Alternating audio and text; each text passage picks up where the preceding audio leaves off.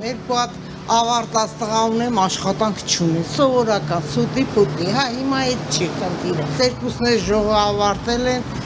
Հիմա հա, կամպյուտեր վերցեն, այս խանութում աուդիտ, այս խանութում, այսենց էլի ես ուզում եմ իրանք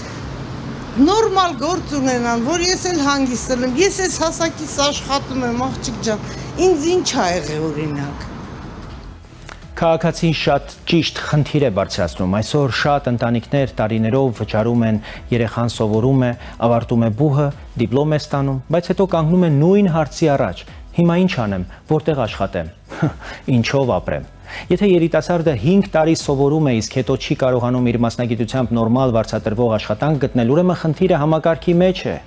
Պետությունը պետք է պարզ ասի, առաջիկա տարիներին երկրին պետք են տեխնոլոգներ, ինժեներներ, ծրագրավորողներ, բժիշկներ, լավ ուսուցիչներ, գյուղատնտեսության, արդյունաբերության, էներգետիկայի, շինարարության մասնագետներ։ Բուհերն էլ պետք է հենց այդ ուղղություններով պատրաստեն երիտասարդներին։ Բուհը չպետք է շուկայից կտրված լինի։ Ուսանողը պետք է դեռ սովորելու տարիներին կապվի գործատուի հետ, անցնի համապատասխան պրակտիկա, աշխատի, փորձ ձեռք բերի։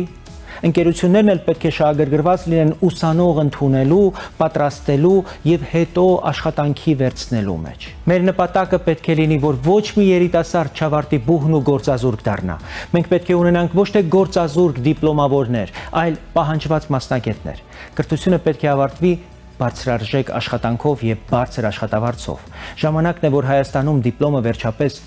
արժեք ունենա։ Երիտասարդը պետք է սովորի ոչ թե գործազուրկ դառնալու, այլ արժանապատիվ աշխատանք եւ ուժեղ ապագա ունենալու համար։ Ուստի հունիսի 7-ին քվեարկիր համար 18-ին հանուն հանրապետության, որտեղ կրթությունն ավարտվում է ոչ թե գործազրկությամբ, այլ աշխատանքով ու արժանապատիվ կյանքով։